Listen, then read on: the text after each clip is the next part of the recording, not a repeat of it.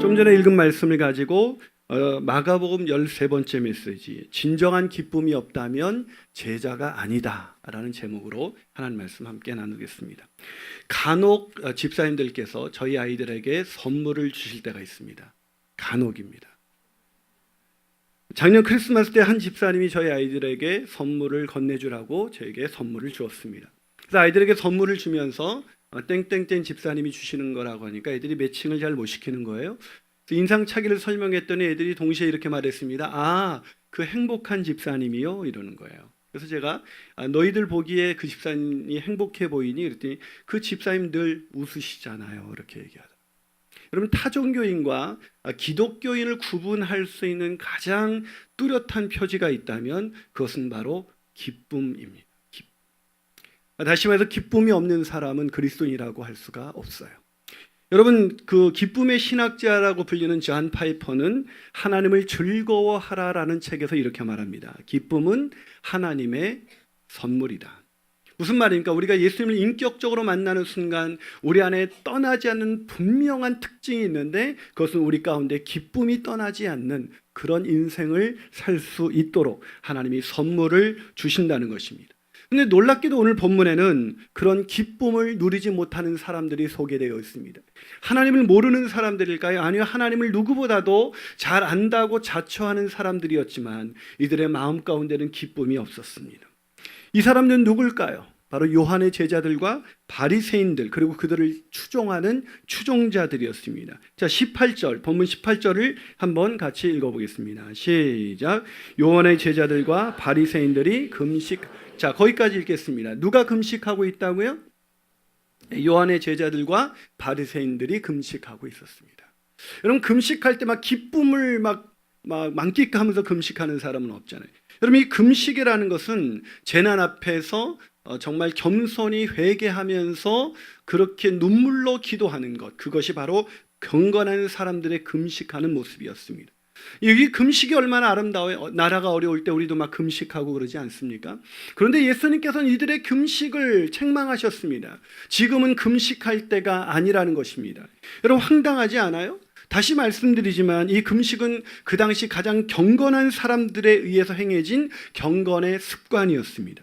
아니, 영적인 지도자라면 마땅히 어떤 인생의 고난 앞에서 또 이웃의 고난 앞에서 금식하며 슬퍼하면서 기도하는 것이 그런 마땅한 처신이었던 것입니다.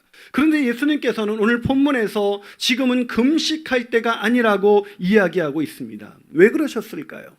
그것은 하나님의 자녀인 그리스도인들의 뚜렷한 표지는 금식이 아니라 바로 기쁨이기 때문입니다. 다시 말해서 우리가 그리스도인이라고 자처하면서도, 아니 우리가 열심히 종교 신앙생활을 열심히 하면서도 우리 얼굴에 만약에 기쁨이라는 기쁨의 모습이 보이지 않는다면 그 사람은 그리스도인이라고 할 수 없다는 것입니다. 아무리 그렇게 산을 옮기는 믿음이 있다 할지라도 그 사람의 마음 가운데, 아니 얼굴 가운데 이 기쁨을 찾아볼 수 없다면 그 사람은 그리스도인이 아닌 거예요. 자, 옆 사람 한번 얼굴 쳐다보세요. 물론 그런 얼굴 쳐다보는 게 쉬운 일은 아니에요. 자, 얼굴을 쳐다보니까 기쁨이 있어요, 없어요? 있어요? 네, 거짓말도 잘하시는 것 같아요. 여러분, 그리스도인들의 가장 뚜렷한 특징은 바로 기쁨입니다. 저는 저와 여러분이 오늘 본문을 통해서 이 그리스도인들의 이 떠나지 않는 기쁨을 누리게 되시기를 주님의 이름으로 축복합니다. 자, 그렇다면 예수의 제자인 그리스도인들에게는 왜 기쁨이 떠나지 않는 것일까? 왜 기쁨이 떠나지 않는 걸까요? 그 이유는 첫 번째로 그리스도인은 늘 그리스도와 함께 있기 때문입니다. 왜 우리 가운데 기쁨이 떠나지 않는다고요? 그리스도께서 우리와 늘 함께 계시기 때문이에요. 별로 기쁘지 않은가 봐요.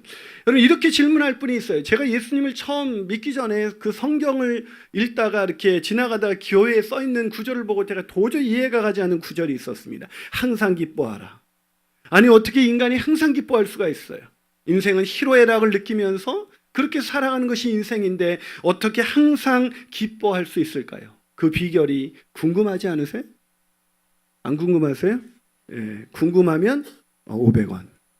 예, 이러고도 안 웃는 인간들은 좀 심각한 분들이에요. 여러분, 이 기쁨의 비결, 어떻게 그리스도인들은 쉬지 아니하고 계속해서 기뻐할 수 있을까? 그것은 우리와 그리스도께서 늘 함께 계시기 때문인 것입니다. 아멘이십니까? 자, 오늘 본문 19절을 한번 같이 읽어보겠습니다. 자, 19절. 그리스도인들이 왜 항상 기뻐할 수밖에 없는지 그 이유를 이 비유로 들으셨습니다. 같이 읽겠습니다. 시작. 예수께서 그들에게 이르시되 혼인집 손님들이 신랑과 함께 있을 때에 금식할 수 있느냐? 신랑과 함께 있을 동안에 금식할 수 없느니라. 여러분, 이건 너무나 당연한 이야기죠. 우리가 그 혼인잔치에 가서 막 슬퍼하고 막 울면서 뭐 그런 사람이 있겠어요? 결혼식에 가서? 하긴 그런 결혼식도 있더라고요. 제가 결혼할 때였습니다. 제가 결혼해서 많은 분들이 막 축하해 주면서 기뻐하는데 한쪽에서 수많은 자매들이 슬퍼하면서 울고 있었습니다. 기가 차던. 그래요. 우리가 그 혼인잔치에 가서 기뻐하지 않는 사람은 없습니다. 신랑의 초대에 의해 온 하객이라면 함께 먹고 마시고 즐거워하는 것이죠. 예수께서는 바로 그 예수님을 따르는 그리스도인들, 제자들을 바로 그 혼인잔치에 초대된 하객들로 비유해 주신 것입니다. 이 비유는 왜 당신의 제자들은 금식을 하지 슬퍼하면서 금식하지 않습니까? 라고 질문을 던진 사람들에게 매우 쉽게 기뻐할 이유가 되는 그런 비유가 되었을 것입니다. 왜냐하면 구약 성경을 읽었던 이 유대인들은 구약 성경에 보면 하나님과 하나님의 백성의 관계를 늘 이 혼인잔치에 비유했기 때문인 것입니다. 그 대표적인 것이 바로 호세아서이죠. 자, 호세아서 2장 19절에서 20절 한번 같이 읽어보겠습니다. 시작. 내가 내게 장가들어 영원히 살되 공의와 정의와 은총과 긍휼의 여김으로 내게 장가들며 진실함으로 내게 장가들리니 내가 여호와를 알리라. 자, 여호와를 어떻게 알게 된다고요? 하나님이 혼인잔치에 비유하셔서 하나님이 우리에게 장가들어, 즉 하나님은 우리 하나님의 백성과 하나님과의 관계를 이 혼인잔치, 이 부부의 관계 속에서 늘 비유하고 있는 것입니다. 한 구절 더 볼까요? 이사야서 61장 10절입니다. 자, 같이 읽습니다. 시작. 내가 여호와로 말미암아 크게 기뻐하며 내 영혼이 나의 하나님으로 말미암아 즐거워하리니 이는 그가 구원의 옷을 내게 입히시며 공의의 겉옷을 내게 더하심이 신랑이 사모를 쓰며 신부가 자기 보석으로 단장함 갖게 하셨습니다. 무슨 말입니까? 왜 이사야가 크게 기뻐하고 즐거워하고 있습니까? 즉 자신이 이렇게 어떻게 보면 도저히 주님의 신부가 될 수 없는 우리를 신부로 맞이하시는 그 기쁨, 그 구원의 기쁨을 이 혼인잔치, 즉 결혼식의 비유에 설명해 주고 있는 것입니다. 무슨 말입니까? 왜 당신의 제자들은 금식하지 않습니까? 라고 따진 그 바리새인과 요한의 제자들의 추종자들에게 예수님은 매우 간단하고도 명료하게 왜 우리가 기뻐하며 살아야 하는지 그 이유를 말씀해 주신 것입니다. 하지만 여전히 그들은 기뻐하지 않았습니다. 여전히 그들은 금식하며 슬픔 속의 인생을 살아갔습니다. 아니, 그들은 샘솟는 기쁨이 무엇인지 전혀 느낄 수가 없었습니다. 왜 그렇죠? 신랑 대신 그리스도, 즉 신랑은 구약에서 메시아를 상징합니다. 메시아가 그분들 곁에 오셨지만 그들은 메시아와 동행하고 있지는 않았던 것입니다. 참 안타깝지 않습니까? 하지만 더 안타까운 것은 바로 우리들입니다. 하나님이 우리와 함께 하십니다. 그분이 하늘 영광 보좌를 버리시고 우리와 함께 동행하시기 위해서 우리 가운데 오셨지만 우리는 그분과 하루를 살 때 동행하지 않습니다. 그분과 말 한마디 섞지도 않고 하루를 보내기도 합니다. 주님과 동행하지 않는 자 기쁨을 누릴 수가 없습니다. 왜냐고요? 진정한 기쁨은 바로 그리스도 때문에 오는 것이기 때문입니다. 안타깝게도 안타까운 사람은 예수님이 그들의 곁에 오셨지만 예수님과 동행하지 않은 그들이 아니라 예수님이 우리를 위하여 우리와 임마누엘이 되시기 위해서 이 땅에 오셨다는 것을 처절하게 알고도 오늘 주님과 동행하지 않는 우리들입니다. 그래서 기쁨이 없습니다. 이런 찬양이 떠오릅니다. 제가 10시에 불렀다가 굉장히 힘들었던 찬양. 저 장미꽃의 이슬 아직 맺혀 있는 그때에 귀에 은은히 소리 들리니 주 음성 분명하다. 주 나와 동행을 하면서 나를 친구 삼으셨네. 우리 서로 받은 그 기쁨을 알 사람이 없도다. 이 기쁨을 아세요? 주 나와 동행하면서 나를 친구 삼으셨네.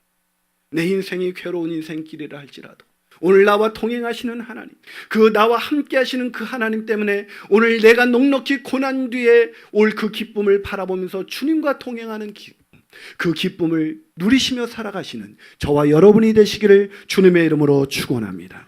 한 발 더 나가서 예수의 제자인 그리스도인에게는 왜 기쁨이 떠나지 않는 것일까요? 그 두 번째 이유는 그리스도인의 기쁨은 그리스도로 인해 얻어지기 때문이기 때문에. 그리스도인의 기쁨은 누구로 인해서 얻어진 기쁨이기 때문이라고요? 그리스도, 즉 세상의 어떤 것 때문에 기뻐하는 것이 아니라 그리스도 때문에 얻어진 기쁨이기 때문에 우리 기쁨은 영원합니다. 아멘이십니까? 이게 무슨 소리인지 모르는 사람도 있을 거예요. 여러분, 오늘 본문을 보면 정말 안타깝지 않습니까? 저만 안타까운가요, 지금도? 여러분 생각해 보세요. 오늘 본문에 보면 어떤 사람들만 기쁨을 누리고 있습니까? 하나님을 안다고 자처하는 바리새인들, 또 요한의 제자들도 기쁨을 누리지 못하고 있어요. 요한은 이미 이때 죽었을 때였습니다. 여러분, 요한은 얼마나 안타까웠을까요? 자신의 제자들이 슬픔 가운데 있습니다. 바리새인들도 주님을 위해서 기쁨을 누리기 위해서 계속해서 성경을 연구했지만 그들에게는 기쁨이 없었습니다. 얼마나 안타깝습니까? 지금 기쁨을 누리고 있는 사람은 오히려 사람들에게 비난받던 세리와 죄인들이었습니다. 예수님이 그들과 함께하고 그들을 부르시자 이 레위 집에 몰려들어서 사람들은 기쁨의 잔치를 열기 시작했습니다. 먹고 마시고 즐거워하기 시작했습니다. 이게 바로 교회의 모습이에요. 교회는 기쁨이 떠나지 않는 곳이어야 합니다. 주일 예배의 그 모습은 가장 기쁨이 넘쳐 흐르는 광경이어야 하는 것입니다. 아멘이십니까? 그런데 어떤 교회 가면은 막 박수도 못 쳐요. 막 너무 경건해가지고 숨 막힐 지경이에요. 사랑하는 여러분, 오늘 이 사람들이 왜 기쁨을 누리지 못했을까요? 왜 예수님의 제자들만 기쁨을 누렸을까요? 그것은 예수님의 제자들과만 예수님이 함께 하셨기 때문일까요? 아니에요. 오늘 예수님이 그들과 함께하고 계십니다. 아니, 예수님은 모든 사람이 구원의 기쁨을 누리기를 원하세요. 자, 디모데전서 2장 4절 읽어보겠습니다. 디모데전서 2장 4절 있습니다. 시작. 하나님은 모든 사람이 구원을 받으며 진리를 아는 데 이르기를 원합니다. 자, 하나님은 누가 구원받기를 원한다고요? 모든 사람입니다. 모든 사람이 구원의 기쁨을 누리기를 원합니다. 그런데 그 세상이 알 수 없는 그 구원의 기쁨을 왜 하나님을 안다고 자처하는 이 사람들은 누리지 못했던 것일까요? 왜 예수님이 그들과 함께 계시는데도 하나님과 동행하지 않았던 것일까요? 그것은 바리새인들에게, 아니 그들의 추종자들에게 예수님은 그리스도, 즉 신랑이 아니었기 때문입니다. 여러분, 신랑은 메시아를 상징한다고 했습니다. 그래서 구약 성경에서 신랑이 오시면 구원의 기쁨을 누릴 거라는 본문을 이들은 분명히 있었을 것입니다. 그런데 신랑이 왔습니다. 그런데 그들의 마음 가운데는 신랑이 온 기쁨이 없습니다. 여전히 슬퍼하고 여전히 낙심하고 좌절해 있습니다. 왜요? 오신 예수, 오신 신랑이 그들에겐 신랑, 즉 메시아가 아니었기 때문입니다. 아시는 것처럼 유대인들이 기다렸던 메시아는 정치적인 메시아입니다. 로마의 압제에서 이 어려운 현실을 뭔가 해결해 줄 수 있는, 현실적인 문제를 해결해 줄 수 있는 메시아, 신랑을 기다렸던 것입니다. 그들은 그들의 인생의 문제가 자신의 내면에 있는 것이 아니라 뭔가 이 로마의 압제란 이 현실 때문이라고 생각했습니다. 그래서 그들은 신랑을 기다렸는데 자기를 죄로부터 구원할 신랑, 즉 메시아, 그를 기다린 것이 아니라 이 어려운 현실적인 문제를 해결해 줄 수 있는 메시아를 기다렸던 것입니다. 그래서 예수님께서 깨닫지 못하는 그들에게 이렇게 말씀하십니다. 자, 본문 20절 보시죠. 자, 20절, 기쁨을 상실한 그들에게 말씀하십니다. 시작. 그러나 신랑을 빼앗긴 날이 이르리니 그날에는 금식할 것이다. 금식할 때가 있다. 그때가 언제라고요? 신랑을 빼앗기게 되는. 여러분, 이건 예수님 뭘 말씀하신 거예요? 예수님이 이 죄로 인해서 기쁨을 상실한 우리에게 기쁨을 회복시켜 주시기 위해서 우리 죄를 대신해서 이 땅에 오셔서 십자가에 달리실 그 사건을 예표하는 것입니다. 그걸 가르쳐 주셨어요. 이쯤 되면 유대인들은 깨달아야만 했습니다. 지금 자신 앞에 있는 예수가 바로 메시아, 신랑이라는 것을 깨닫고 그분을 통해서 그와 동행하면서 기쁨을 누려야만 했습니다. 하지만 그들은 무지했습니다. 왜 무지했습니까? 예수께서 그들을 위해서 이 땅에 대속물로 오셨다는 것을 인정할 수 없었습니다. 왜요? 그들이 기다렸던 메시아는 말씀드린 것처럼 정치적인 메시아, 현실의 문제를 해결해 줄 수 있는 메시아였기 때문입니다. 사랑하는 여러분, 그것은 우리에게도 마찬가지입니다. 왜 우리가 구원의 기쁨을 잃어버리게 되었을까요? 왜 우리가 기쁨을 상실한 채 오늘 예배에 나오신 분들을 보면 마치 집에서 전날 대판 싸우고 오신 분들 같아요. 아니면 오기 전에 뭔가 심각한 문제가 있었던 사람들처럼 보입니다. 왜 우리가 기쁨을 상실했을까요? 그것은 우리에게도 우리가 기다리는 메시아는 나를 죄로부터 구원해 주시는 그 메시아가 아니라 나의 현실적인 문제, 경제적인 문제, 질병의 문제, 아니 내가 이것만 해결되면 좋겠다는 그 문제를 해결해 주기를 바라기 때문입니다.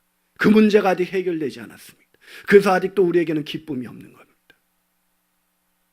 사랑하는 여러분, 그러기에 우리가 영원한 기쁨을 누리기 위해서는 세상의 기쁨, 그런 기쁨을 찾아서는 안 됩니다. 여러분, 한 가지 질문을 던져볼까요? 아무리 신앙생활을 해오면서 한 번도 기도응답을 안 받아본 사람은 없을 것입니다. 언젠간 여러분이 간절히 기도했던 기도 제목이 응답된 사건이 있었을 것입니다. 그런데 그 사건 때문에 지금도 기쁘세요? 내가 그토록 간절했던 기도 제목이 이루어지면 우리는 기뻐할 수 있을까요? 아니요. 세상의 기쁨은 쉬 사라지는 기쁨입니다.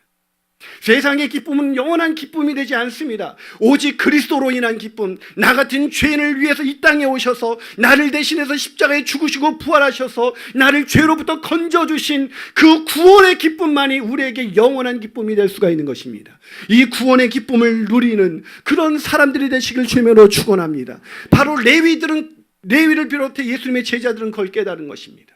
여러분, 레위가 어떻게 살았습니까? 레위의 인생은 돈이 있으면 행복할 거라고 생각했습니다. 그래서 돈을 위해서 살았습니다. 민족의 반역자 소리 들어가면서 죄인이라는 손가락질을 받아가면서 돈을 벌었습니다. 그런데 행복하지가 않은 거예요. 마음에 공허함이 찾아옵니다. 그리고 남겨진 것은 사람들의 비난과 손가락질, 자신의 주변에 아무런 친구가 없었다는 것입니다. 그런데 가장 거룩하신 하나님의 아들, 그분이 이 땅에 오셔서 그분이 나병 환자를 고치시는 거 보니 저분이 분명히 메시아이신데 그분이 어느 날 자기 앞에 나타나셔서 이렇게 말씀하셨습니다. 너는 나를 따르라. 이 말을 듣는 순간 자기같이 보잘것없는 죄인, 돈만 알았던 인생, 허무한 것을 추구했던 자신의 인생을 찾아오신 예수 그리스도의 부르심을 받는 순간 그는 돈을 다 버리고 주님을 쫓기 시작했습니다.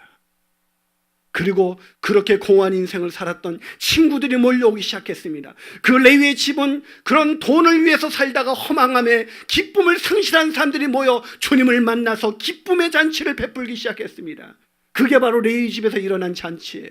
그들은 먹고 마시고 포도를 즐기면서 그들은 기뻐하기 시작했습니다. 그리고 그 광경을 봤던 매우 종교적인 인간들, 누구보다도 금식을 철저히 했던 사람들이 예수님께 묻는 것입니다. 왜 당신의 제자들은 금식하지 않습니까?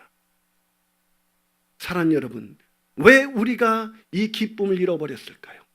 그리스도로 인한 구원의 기쁨이 아니라 세상의 싸구려 기쁨, 그 기쁨을 우리의 기쁨으로 삼았기 때문입니다. 변하지 않는 기쁨, 그 영원한 기쁨을 누리며 살아가시는 저와 여러분이 되시기를 주님의 이름으로 축원합니다. 마지막으로 예수의 제자인 그리스도인에게는 왜 기쁨이 떠나지 않는 것일까요? 그것은 그리스도인은 새롭게 부어지는 그 은혜를 날마다 깨닫기 때문입니다. 뭐라고요?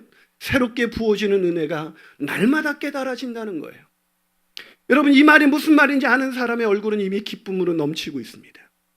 여러분, 유대인들은 정치적인 메시아가 와서 로마의 압제로부터 자신을 구원하게 된다면 행복해질 거라고 믿었습니다. 마치 우리가 경제적인 문제 이것만 해결된다면 난 행복해질 거야 라고 생각하는 것처럼 말이죠. 여러분, 가난해도 천국을 살 수가 있고요, 부유해도 지옥 같은 인생을 살 수가 있습니다. 여러분의 지금 마음속에 기쁨이, 여러분의 얼굴에 기쁨이 사라진 것은 경제적인 외적인 문제가 아니라 여러분의 내면 안에 있는 죄 때문인 것입니다. 그 죄는 만족할 줄 모릅니다. 그 죄는 끊임없이 좀 더를 찾아갑니다. 죄는 이 세상에 어떤 것을 가져다 줘도 우리를 만족하게 만들지 못합니다. 우리가 불행한 것은 외적인 환경이 아니라 우리 내면의 죄 때문인 것입니다. 지금 주님의 제자들은 그걸 깨닫고 모든 것을 버리면서도 기뻐하고 있지 않습니까? 돈을 벌기 위해서 돈에 집착했던 레위와 세리들이 그 돈을 다 뒤로 하고 누리는 이 기쁨은 도대체 무엇일까요? 그것은 그리스도로 인한 기쁨만이 영원한 기쁨이 된다는 걸 그들은 깨닫는 거죠. 하지만 안타깝게도 사람들은 여전히 우리의 행복을 우리의 내면이 아니라 외적인 환경 속에서 찾아갑니다. 돈이나 우리가 원하는 것을 얻게 되면 우리는 행복해할 수 있다고 생각합니다. 내가 그것만 가질 수 있다면 난 행복해질 수가 있어. 여러분, 사단은 언제나 우리를 그렇게 유혹해 왔다는 것을 아세요? 사단은 한결같이 우리가 원하는 것을 얻으면 행복해질 수 있다고 말합니다. 그 대표적인 것이 바로 선악과입니다. 여러분, 선악과를 따먹으라고 유혹할 때 그 장면이 창세기 6장에 이렇게 기록되어 있습니다. 자, 창세기 3장 6절 한번 같이 읽어보겠습니다. 시작. 여자가 그 나무를 본즉 먹음직도 하고 보암직도 하고 지혜롭게 할 만큼 탐스럽기도 한 나무인지라. 여자가 그 열매를 따먹고 자기와 함께 있는 남편에게도 주매 그도 먹은지라. 자, 왜 선악과를 따먹었어요?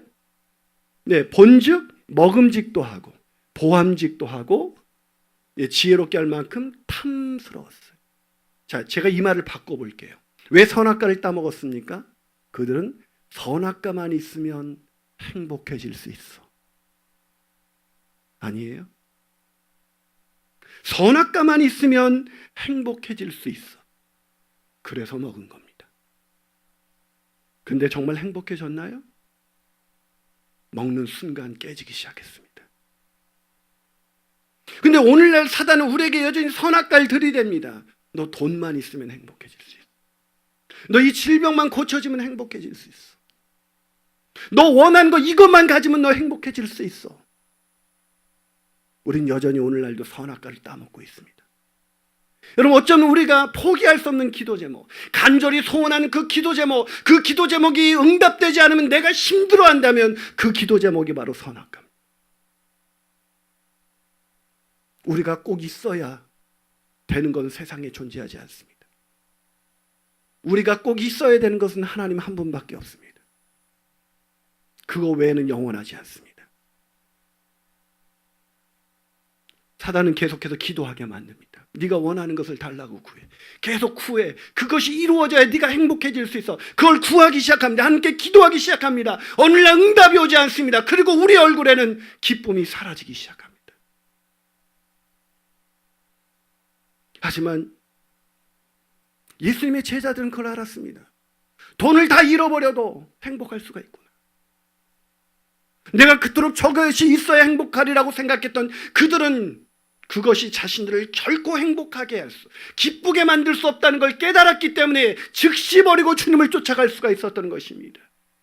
그러나 안타깝게도 예수님과 함께 있었지만 예수님이 메시아라고 느끼지 못하는 사람들이 있었습니다. 그들은 누굴까요? 바로 요한의 제자들과 바리새인들, 그리고 그들을 추종하는 추종자들이었습니다. 예수님과 함께 있었지만 그들은 예수가 메시아가 아니었습니다. 내가 원하는 걸 줄 수 있는 메시아가 아니었으니까요. 그들이 원하는 건 현실적인 문제, 그 문제 로마의 압제에서 그들을 해결해 줄 수 있는 그런 메시아를 기다렸기 때문에 그들의 죄의 문제, 그들을 정말로 불행하게 만드는 죄로부터 구원할 그 메시아가 왔지만 그들은 메시아를 곁에 두고도 그를 알아보지 못했고 그와 동행하지 않았고 그가 열어주시는 새로운 은혜의 시대를 경험할 수가 없었던 것입니다.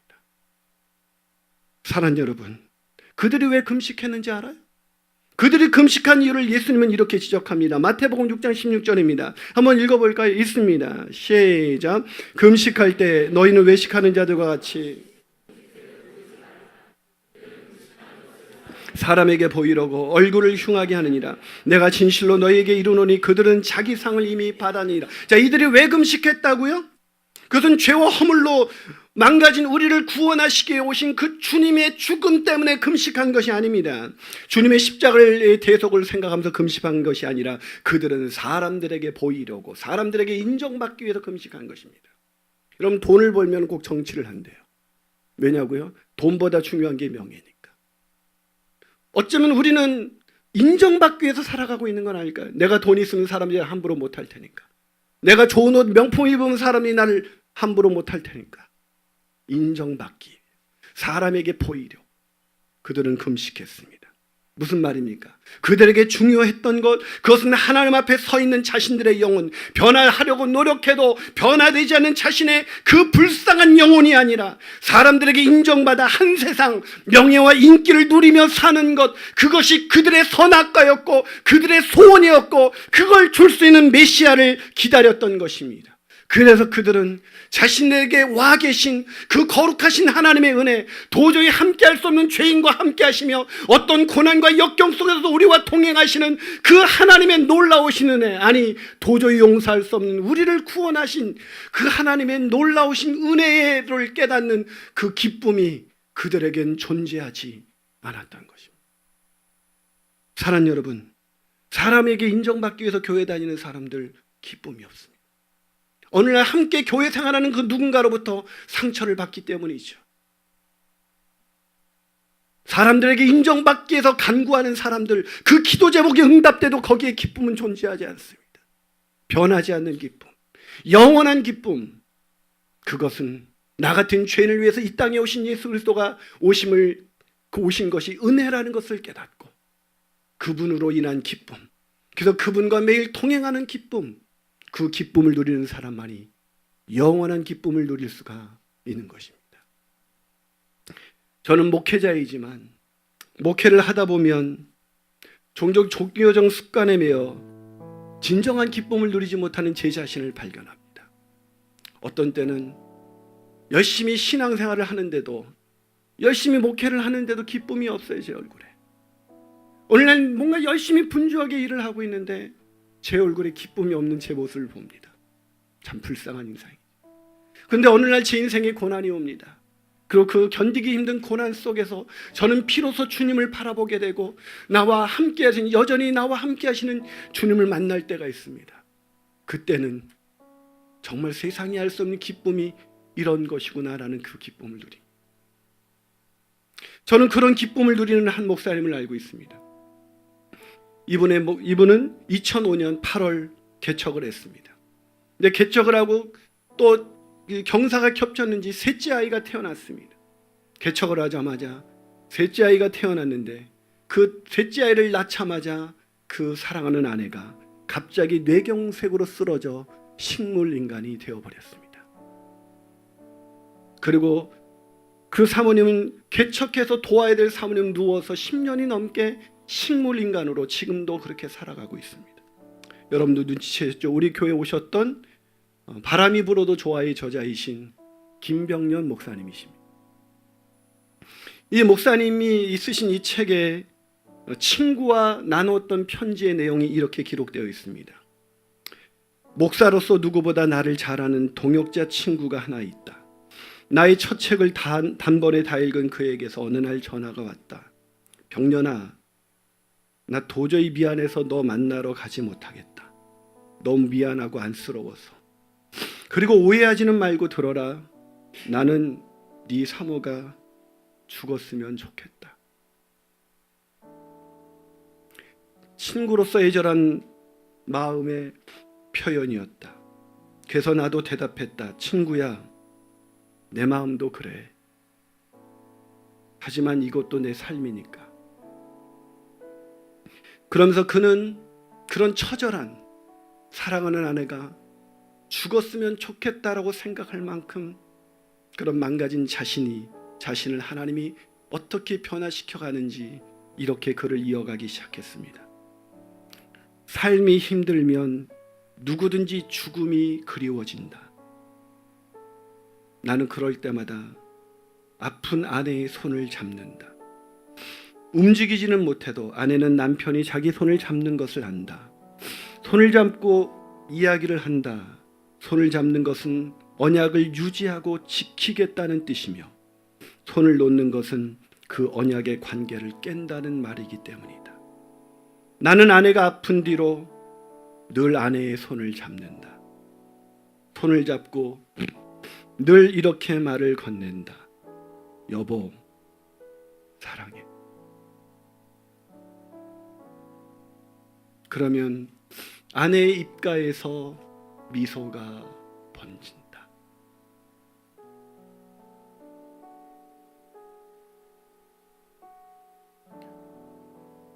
결코 기뻐할 수 없는 환경에서 그 아내의 손을 잡고 고백되어진 그 한마디에 떠오르는 입가의 미소, 그 미소를 바라보면서 그는 세상이 알 수 없는 기쁨을 누리고 살아가는 것입니다.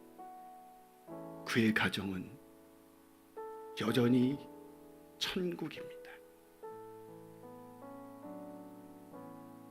사랑하는 여러분, 돈이 없어서, 질병 때문에, 내가 원하는 그게 이루어지지 않아서 그래서 불행한 게 아닌,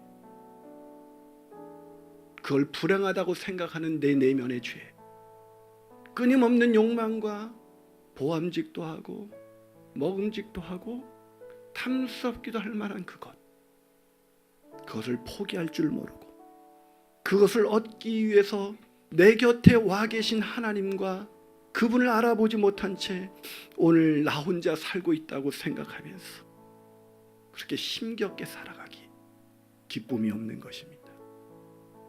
진정한 주님의 제자는 세상이 빼앗을 수 없는, 아무것도 할 수 없는 그 상황에서도 뺏기지 않는 기쁨, 그 기쁨이 있습니다. 그 기쁨을 누리고 싶지 않습니까? 기도하시겠습니다.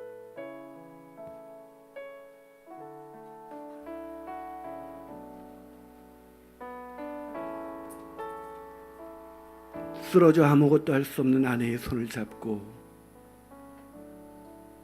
건넨 한마디, 여보 사랑해. 그 한마디에 입가에 미소가 번진 뇌경색으로 쓰러진 사모의 기쁨, 그 미소를 바라보면서 가진 것 없지만 세상을 다 얻은 것 같은 그 김병년 목사님의 기쁨, 그 기쁨이 바로 주님과 동행하는 사람에게 주어지는 기쁨입니다. 주님이 우리에게 그 기쁨을 주시기 위해서 우리 곁에 계시지만 왜 우리가 그 기쁨을 누리지 못하며 사는 것일까요? 여전히 우리는 이것만 있으면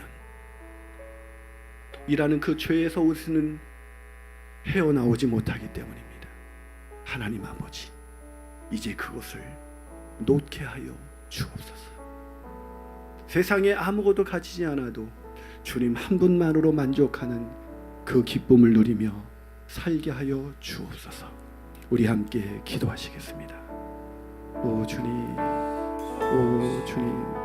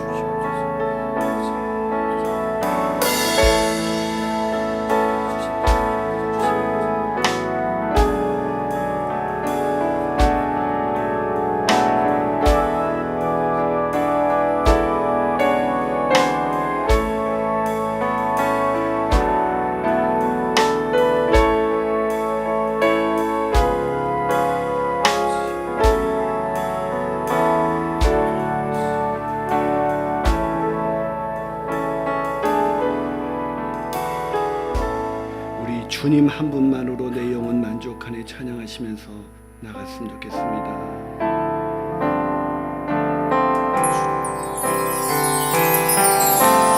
주님 한 분만으로 내 영혼 만족하네, 내 영혼 만족하네. 다른 종류의 즐거움, 다른 종류의 즐거움 난 채울 수 없어요.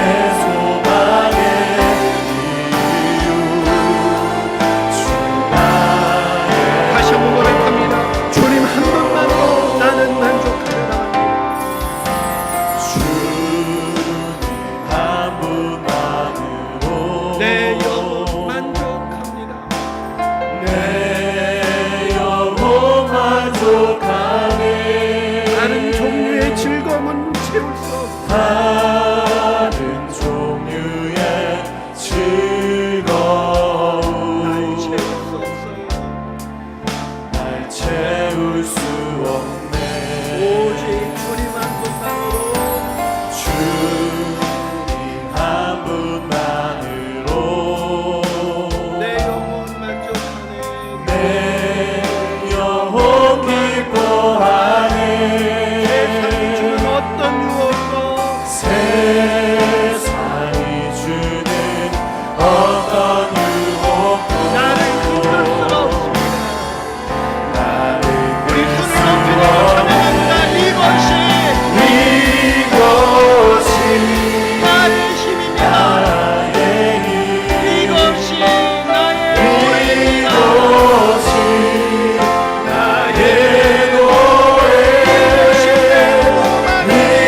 이것이 내 소망의 이유 주 나의 다시 한번 주님 그렇습니다. 주님이 나와 함께하는 이것이 나의 힘이고 나의 노래가 되는 줄을 믿습니다. 주님이 나와 동행하시는 그것이 나의 노래가 되는 이것이 내 소망의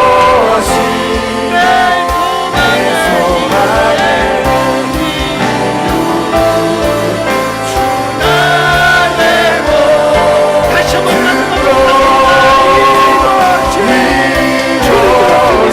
세상에 다른 것이 아니라 오직 주님과 동행하는 것, 주님과 함께하는 것, 주님이 나를 이끌어 가시는 것, 이것만이 나의 힘이에요. 나의 이것이 내 소망의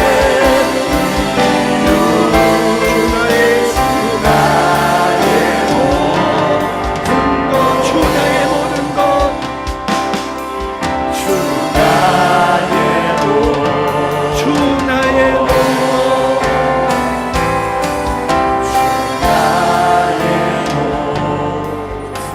우리 한 번만 더 기도하시겠습니다. 사랑하는 여러분, 주님만이 나의 힘이고 나의 노래이고 나의 소망의 이유가 되는 것입니다.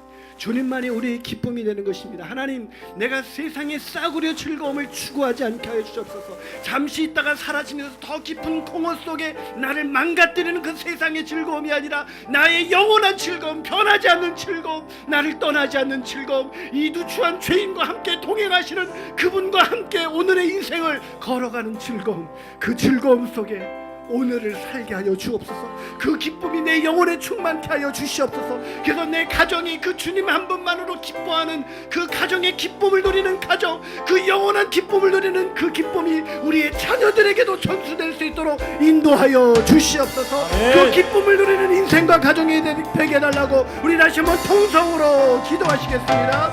아버지 하나님,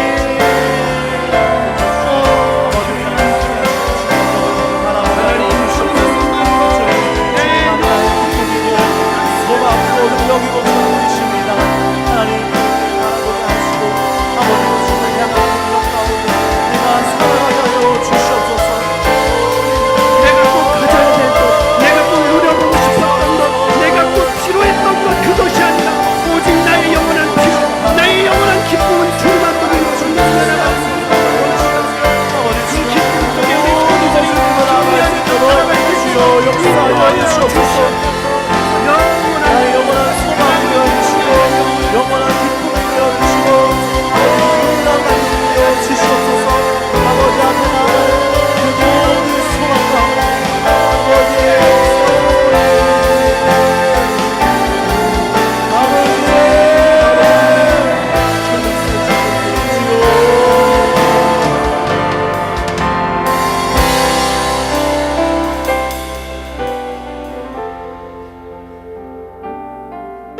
사랑하는 여러분, 언제까지 싸구려 즐거움으로 우리의 영혼을 채우려 하십니까?